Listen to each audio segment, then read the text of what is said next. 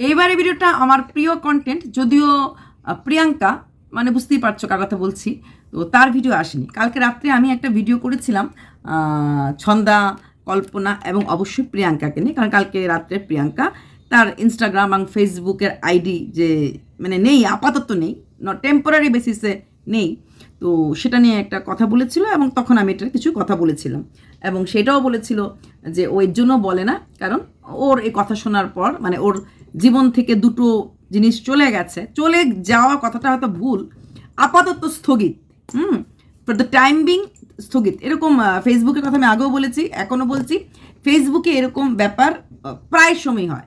ইউটিউবে এই জিনিসগুলো একটু কম হয়, কিন্তু ফেসবুকে অনেকেরই মানে চলে যায়, কদিন পর পর চলে যায় শুনেছি, কেউ ফিরে পায় কেউ ফিরে পায় না।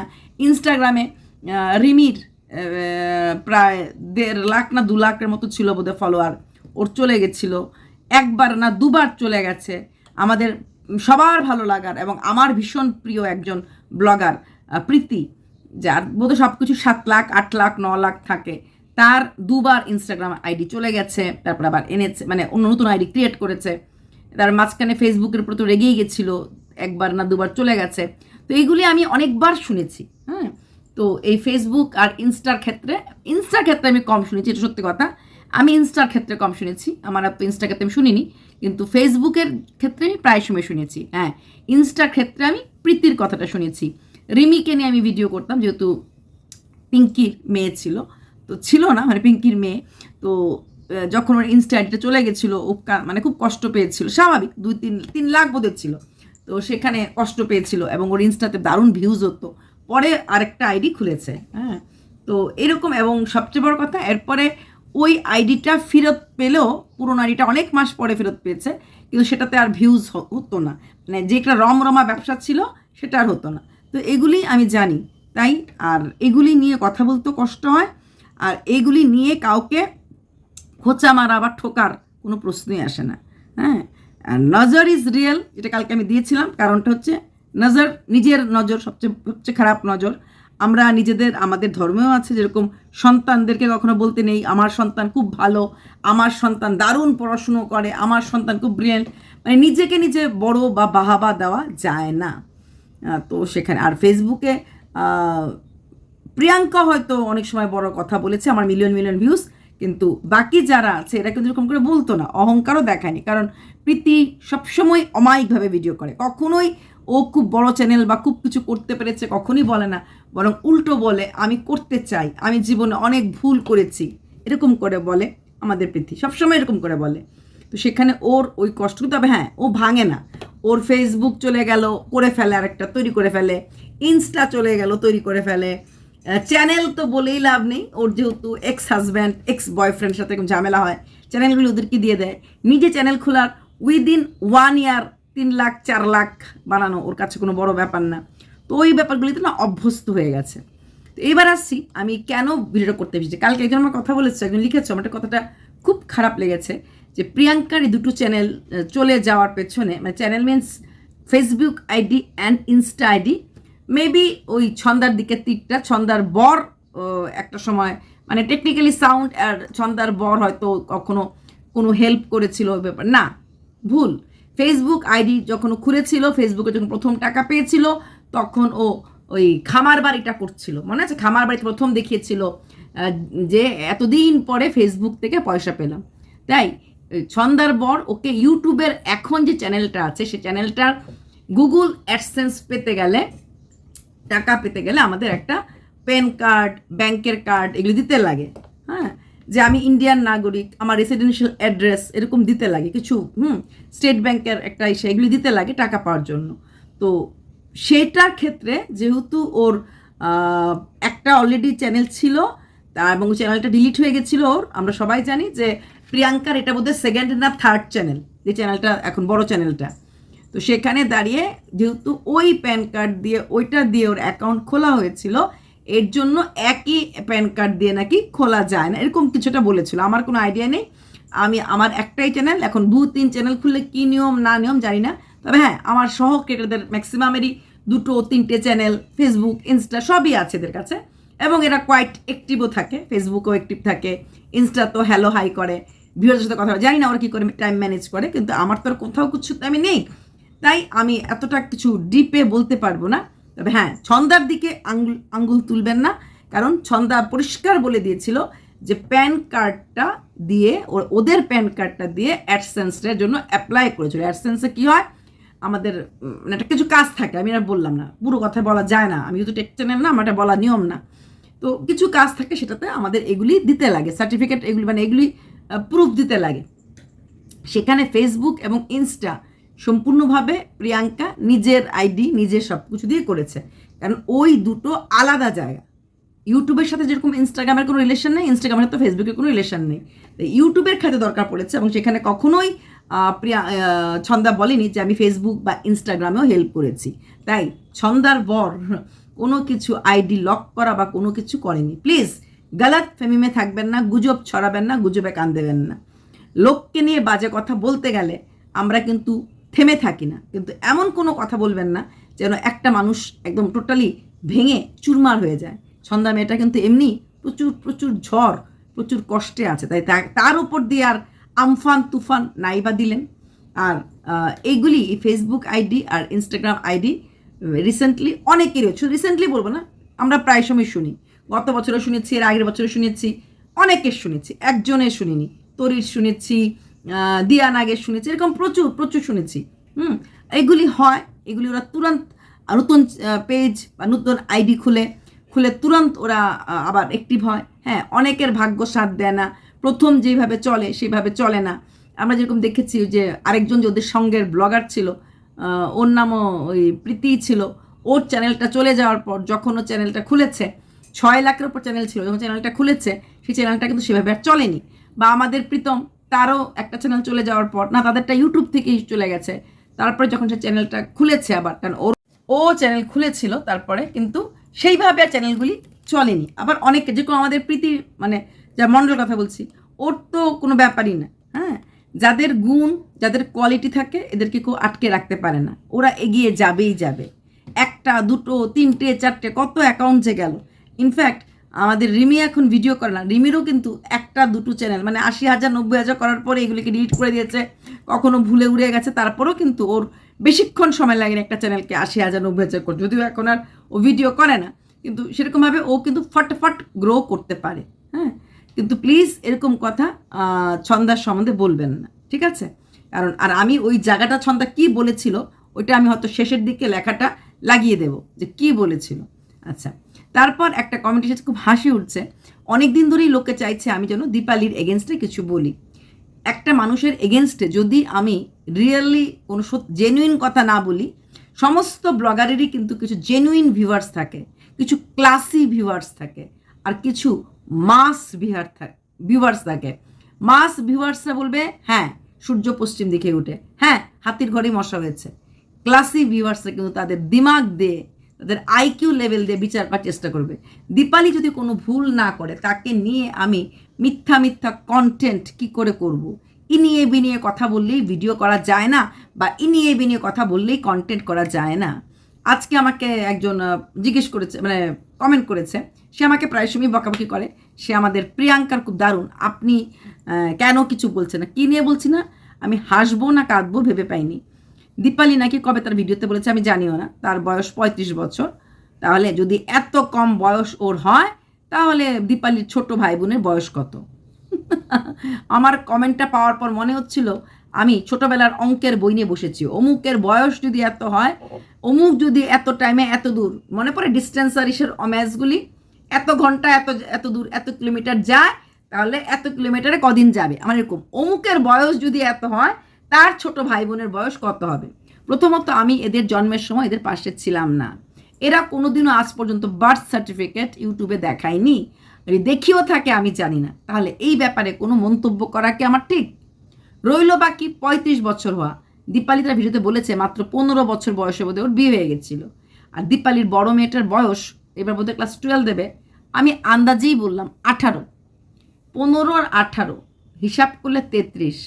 যদি আমরা ধরে নিই বিয়ের 2 বছর লেগেছে একটা বাচ্চা হতে, তাহলে দীপালির বয়স 35 হতেই পারে হিসাবটা। কারণ দীপালি বলেছে ওর 15 বছর বিয়ে হয়েছে, ওর প্রথম বাচ্চাটা, ফার্স্ট চাইল্ডটা এইবার ক্লাস 12 দেবে। মোটামুটি একটা ক্লাস 12 দেওয়ার বাচ্চা আমরা জানি মোটামুটি 6 বছর, হ্যাঁ তোর দিদি 5+, হ্যাঁ 5+ও 1-এ যায়, বাট 6 বছরই ধরলাম ক্লাস 1, তাহলে 12 যদি দেয় তাহলে 18 বছর, তাহলে 18 আর 15 33, আর 2 বছর যদি লাগে বাচ্চা হতে, 1 বছর গেল তারপর প্রেগনেন্সি, তাহলে 35 বললে কি ভুল বলেছে? 1 নাম্বার। এখন দ্বিতীয় কথা হচ্ছে ওর বোন ভাইয়ের বয়স কত? ওর ছোট হবে, 33 হতে পারে, 32 হতে পারে, 31 হতে পারে। আচ্ছা, কারণ কল্পনা বিয়ে করেছে ওর আফটার গ্র্যাজুয়েশন, তাহলে আফটার 21 বছর, তার মানে যদি 22 বছরও বিয়ে করে, কল্পনার বিয়ের কতদিন হয়েছে? কল্পনার প্রিয়ার বিয়ের বোধহয় 1 বছরের ডিফারেন্স, খুব বেশি একটা দেরিতে হয়নি। বা কল্পনা যদি 21 বছরে বিয়ে করে তাহলে মোটামুটি কাছাকাছি। তাহলে যদি আমি 10 বা 11 ধরি, কারণ প্রিয়া বোধহয় 10 বছর বলেছিল, বিয়ের 10 বছর হয়েছে। প্রিয়ার কল্পনা খুব পাশাপাশি বিয়ে হয়েছে, খুব খুব দূরত্ব রেখে বিয়ে হয়নি। ইনফ্যাক্ট কল্পনা প্রেগনেন্টও ছিল না যখন প্রিয়া বিয়েটে করেছে। সেই হিসাবে 10 বছর যদি বা 12 বছর ধরি আমি কল্পনার বিয়ে হয়েছে, তাহলে 21 + 12 33, 33 বা 32, আমি আন্দাজেই ভিডিওটা করেছি, জাস্ট গেস। এই ধরনের প্রশ্ন করা আর এই ধরনের উত্তর আশা করাটাকে যায়? একটা মানুষকে নিয়ে কন্ট্রোভার্সি করতে গেলে লজিক্যাল কন্ট্রোভার্সি না করলে সেই কন্ট্রোভার্সি ক্রিয়েটার কিন্তু ডুবে যায়। আমি প্রচুর কন্ট্রোভার্সি ক্রিয়েটারকে ডুবে যেতে দেখেছি। তো অমুকের বয়স কত, তমুকের ঘরের কত টাকা, এগুলো তো বলা যায় না। আমি তারপরও অঙ্কটা উত্তর দিলাম। তো সেখানে দাঁড়িয়ে যদি দীপালি 35 বলে, হতেই পারে 15 আর 18। হ্যাঁ, এখন তাহলে বড় ব্লগার মানে প্রিয়াঙ্কার বয়স কম, ও 18 বছরও বিয়ে করেনি, এর আগেই বিয়ে করেছে, কারণ 11-এ পড়তো। হ্যাঁ, বা 18 বছর হয়েছিল, কারণ এক বছর ড্রপ দিয়েছিল, তারপর 11-এ ভর্তি হয়েছিল, চলে এসেছিল, তাহলে সেখানে 18 হতেই পারে। 18 হলো, 18 আর হ্যাঁ ওর 28 চলছে, 28 চলছে, যদি আমি হিসাব করি 18 চলছে, 10 বছর। আর যদি আমি ওর 11 ধরি কল্পনা, যদি 21 বছর ধরলাম, আমি 22 বছরও ধরলাম, 22 আর 11 হলে 33। তো এই কথাগুলির কি মানে হতে পারে? কল্পনার বয়স কত? মানে কল্পনাকে নিয়ে আর কিছু বলে পারছে না, হ্যাঁ কিছু করে পারছে না। আপনি উত্তর দেবেন কল্পনাকে বয়স, আমি উত্তর কি করে দেব? আমি কল্পনার মার ছোটোবেলার বান্ধবী ছিলাম না, হ্যাঁ, বা কল্পনার মার বাচ্চা ডেলিভারি আমার চোখের সামনে হয়নি। তারপরও আর দীপালি যদি 35 বলে থাকে, তাহলে দীপালির ব্যাপার, 35+ তো হতে পারে। আর 15 বছরে বিয়ে হলে, বড় মেয়ের বয়স 18 হলে 35টা কিন্তু বসে যায়, মানে খাপে খাপে বসাতে পারি ফিলিং দি গ্ল্যাপসে। এমন না যে মেয়ের বয়স 20, মার বয়স বলছে কি 30, তাহলে হতো না হলে। কিন্তু 35 হলে, যেহেতু নিজেই বলেছে, আর যেটুকুন 15 বছরে যদি কারোর বিয়ে হয়, আমরা কিন্তু 16-17 বছরে মা হওয়ার মতো, সন্তান ধারণ করার মতো যে ক্ষমতাগুলি আমাদের মাঝে চলে আসে, তাই তো? 16-17 বছরে এরকম গ্রাম দেশের মেয়েরা মা হতেই পারে। আর ও 17 বছর যদি মা হয়, তো সেটাও কোনো ভুল না। যাই হোক, তোমাকে উত্তরটা দিলাম, কারণ তুমি অ্যাটলিস্ট আমাকে গালাগাল করনি এবং খুব সুন্দরভাবে লিখেছো, উত্তরটা দেবেন। দেখুন, সব ব্যাপারে যারা আপনারাই বলবেন, আর ইনি তো বসে যান, কিছু হলেই বসে যান, কারোর ভুল দেখলে বসেন, না দেখলে আপনারাই বলবেন। হ্যাঁ, এর জন্য ভিউয়ার্সদেরকে ধরে রাখার জন্য, অথেন্টিসিটি ধরে রাখার জন্য, জেনুইন কন্ট্রোভার্সি ক্রিয়েটার হওয়ার জন্য ফ্যাক্ট নিয়েই কথা বলাটা ভালো, ঠিক আছে? বানিয়ে কন্ট্রোভার্সি অনেক কিছু করা যায়। কালকে চাইলেই আমি কালকে ভিডিওতে প্রিয়াঙ্কার ভিডিওটা, যেহেতু অনেকদিন মধ্যে দিচ্ছি, কিছু বলিনি, অনেক কিছু ভুল ধরতেই পারতাম, ভুল ছিল, অনেকগুলি ভুল ছিল, কিন্তু মেয়েটা এমনিতেই মন মরা হয়ে আছে, কোথাও না কোথাও কষ্ট আছে। যেমন কালকে ভিডিওর মাঝেও কিন্তু একটা ওই বড়লোক ভাব, এই ঘরগুলি তো বড়, পরিষ্কার পরিচ্ছন্ন, তাই বাচ্চা মেয়েটা এসে খেলতে ভালোবাসে। কিছু কিছু কথা না আমরা যদি নাও বলি, থাকে যে হ্যাঁ এর জন্য বোঝা গেল, কিন্তু সেই কথাটা বলাটা কীরকম লাগে না? আমার ঘরটা বড় দেখে, আমার ঘরটা পরিষ্কার পরিচ্ছন্ন দেখে খেলতে ভালোবাসে। ও হয়তো কথাটা সেরকম বোঝে বলেনি, কিন্তু ওদের ঘরগুলি একটু অ্যাব্রো থ্যাব্রো, একটু মাটির ফ্লোর টোর ওরকম, সেখানে ওর ঘরটায় সুন্দর করে ঝকঝকে টাইলস বসানো, বা দেখতে সুন্দর লাগছে, পরিষ্কার লাগছে, বাচ্চারা হামাগুড়ি দিতে অনেকটা যেতে পারবে। তারপর যেমন 2 দিন ধরেই দেখাচ্ছে ওর সেই যা বাচ্চার খাবারটা গ্রাইন্ড করার জন্য ওর বাড়িতে আসছে। একটা ছোট্ট গ্রাইন্ডারের দাম কিন্তু 1200-1300 মাঝেও পাওয়া যায়, অনলাইনে অর্ডার করলেও পাওয়া যায়। কদিন আগে সেলফি স্টিক বা মোবাইল ওনাকে দিয়েছে। যখন প্রয়োজন একটা গ্রাইন্ডার দিয়ে দিলে রোজ রোজ একটা ভাতটা নিয়ে কারোর বাড়িতে আসতে কারোরই ভাল লাগবে না। গ্রাইন্ডার জিনিসটা অনেক দিন যাবে এবং ওনারও মশলা গুঁড়ো টুরো করতে অনেকটা সাহায্য লাগবে। ওই 1200-1400 টাকা জিনিস ভালোবেসে কাউকে দেওয়া যায়, যেখানে ও এত উদার মন, ফোন দিয়ে দিয়েছে, এরকম সেলফি স্টিক দিয়ে দিয়েছে, সেলফি স্টিক বা ট্রাইপড যেটাই হোক দিয়েছে। তো সেখানে দাঁড়িয়ে একটা গ্রাইন্ডার দিল অনেকটা উপকার হয়। না হলে চালের গুঁড়ো আর ডালের গুঁড়ো রোজ রোজ না এসে চালের গুঁড়ো ডালের গুঁড়ো এতটা করে ওদের ঘরের থেকে নেই, ওর থেকে আমি দিতে বলবো না, ওদেরকে দিয়ে আনিয়ে যে তোর ডাল কদ্দুর আছে নিয়ে আমি গুঁড়ো করে দিচ্ছি, চাল কদ্দুর আছে নিয়ে গুঁড়ো করে দিতে হবে, সেই চাল ডালটাই কিন্তু ওরা গ্যাসে বা উনুন যেখানে বসিয়ে সবজি করে দিয়ে বাচ্চাগুলিকে খাইয়ে দিতে পারে। হ্যাঁ, এই রোজ দিন এই দেখানোটার মানে কি, যে দেখুন ওনার ঘরে একটা গ্রাইন্ডার নেই, বাচ্চা খাওয়াতে পারছে না, তাই আমার ঘরে আসছে। তো জিনিসটা কিন্তু এরকম দেখায়। আবার আরেকটা দিকে দেখলে মনে হয় খুব ভালো কাজ করছে, একটা মা তার সন্তানকে খাওয়াতে পারছে না, সে খাওয়াচ্ছে দিচ্ছে। ওই জিনিসটা একদিন দেখেছি, দুদিন দেখেছি, দেখে ফেলেছি, আর দেখানো দরকার আছে কি যে রোজ দিন আমি করি মুখে বললেও হয়ে যাবে, হবে না। তো সেখানে দাঁড়িয়ে ওই জিনিসটা আমার মনে হয় ওর পক্ষে কোনো প্রিয়াঙ্কার পক্ষে কোনো বড় ব্যাপার না, যার মন এত উদার, যার মন সবার দুঃখে কাঁদে, যে কিনা লোকের জন্য করতে চায়, তাহলে ওরকম একটা গ্রাইন্ডার প্রেজেন্ট করতেই পারে। রোজ রোজ একজন মা বাচ্চার খাওয়ার জন্য আসবে, এর থেকে বাবা একটা গ্রাইন্ডার নিয়ে ঘরে বসতেই পারে, আর না হলে একবারেই চালের গুঁড়ো ডালের গুঁড়ো করে দিয়ে দিতে পারে। তো চয়েসটা ওর কি করবে না করবে, কিন্তু আমি কিন্তু এটা কোনো খোঁচা দিতে বলিনি। যদি বলতাম তাহলে কালকেই বলতে পারতাম। অ্যাটলিস্ট এই কটা দিন না হয় মেয়েটাকে একটু ছাড় দেই, আর যাই বলবো ঠিক এইভাবেই মিষ্টি করে বলবো, খোঁচাবো না, হ্যাঁ, খজবো না, খোঁচাবো না, দুটোর মাঝে দুটো করতে লাগবে।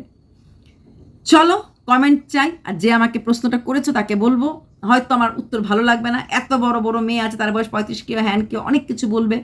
আমি বার্থ সার্টিফিকেট দেখিনি, জন্মের সময় আমি পাশে ছিলাম না, তবে গেস করে ওইটুকুন উত্তরটা দিতে পেরেছি।